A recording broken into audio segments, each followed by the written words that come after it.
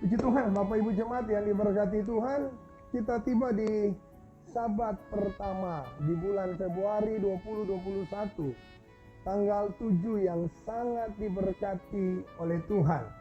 Dan di minggu pertama bulan Februari ini masih dalam tema fokus yang kedua di tahun terobosan ini. Kita bicara tentang fokus kepada jiwa-jiwa yang terhilang. Minggu lalu kita telah belajar bagaimana dalam fokus kepada jiwa-jiwa. Hal pertama yang harus kita investasi adalah investasi waktu.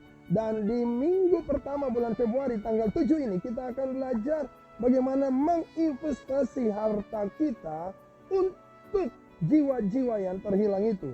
Dalam KPR pasal 4 ayat 32 hingga 37 saya bacakan ayat ini bagi Bapak Ibu.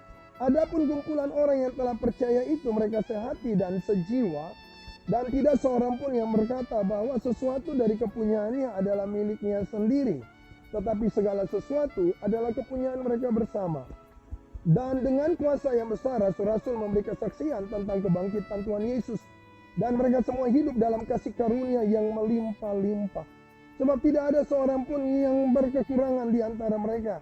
Karena semua orang yang mempunyai tanah atau rumah menjual kepunyaannya itu, dan hasil penjualan itu mereka bawa dan mereka letakkan di depan kaki rasul-rasul, lalu dibagi-bagikan kepada setiap orang sesuai dengan keperluannya. Demikian pula dengan Yusuf yang oleh rasul-rasul disebut Barnabas, artinya anak penghiburan, seorang Lewi dari Siprus. Ia menjual ladang miliknya, lalu membawa uangnya itu dan meletakkannya di depan kaki rasul-rasul. Sungguh gaya hidup jemaat yang mula-mula. Lembaga Alkitab Indonesia memberikan judul perikop ini cara hidup jemaat. Ini gaya hidup yang luar biasa. Bagaimana demi keperluan pekabaran Injil, mereka berlomba-lomba menginvestasi harta mereka. Ini catatan yang seperti hilang hari ini dari kehidupan gereja. Kita membaca, kita mendengar, tetapi kita sangat sedikit menghidupi akan apa yang telah kita lihat dari gaya hidup jemaat yang mula-mula. Mereka berlomba-lomba, saya ulangi lagi Bapak Ibu. Mereka berlomba-lomba menginvestasi harta.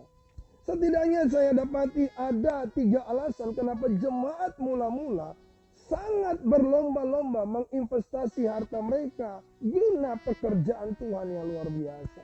Yang pertama, karena kepentingan orang banyak jauh lebih penting daripada kebutuhan pribadi. Kita dapat melihat itu. Seakan-akan mereka tidak punya kebutuhan, mereka punya kebutuhan Bapak Ibu. Tapi banyaknya orang-orang yang bertobat ini Bapak Ibu. Petrus bertobat pertama ada 3.000 orang. Kemudian disusul Alkitab berkata ada 2.000 orang. 5.000 orang datang dan menyerahkan hati buat Tuhan.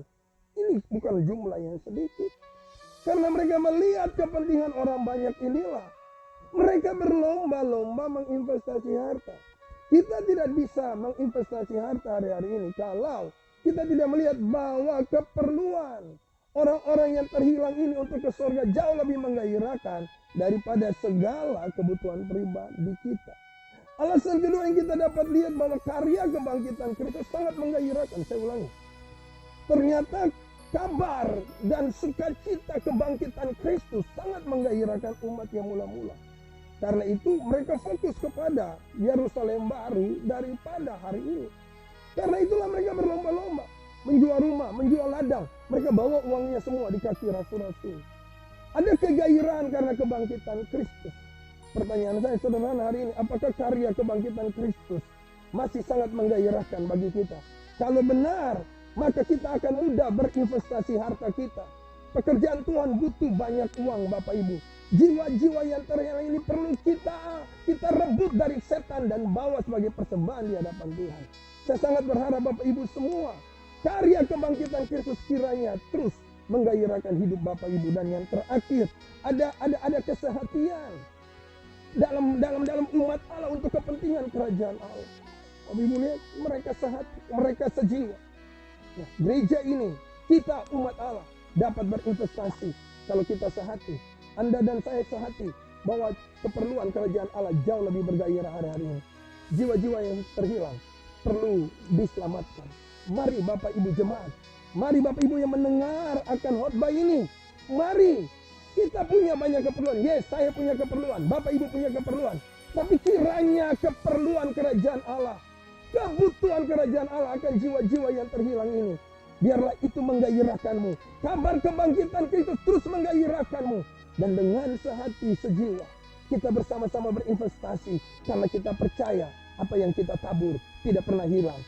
Apa yang kita berikan bagi pekerjaan Tuhan sesungguhnya akan merupakan mahkota begitu kita tiba di Yerusalem baru. Tuhan memberkati Bapak Ibu semua. Mari kita berdoa. Bapa di surga, berkati umat-Mu. Berkati siapapun yang mendengar khotbah ini. Biarlah kami tidak terikat oleh harta duniawi ini. Tapi biarlah oleh karena keperluan kerajaan Allah, kabar sukacita kebangkitan, akan begitu banyak orang-orang yang terhilang, membuat kami bergairah menginvestasi harta kami. Tuhan menolong, Tuhan menolong. Semua persembahan kami menjadi mahkota waktu kami tiba di Yerusalem baru. Dalam nama Yesus hamba berdoa. Amin.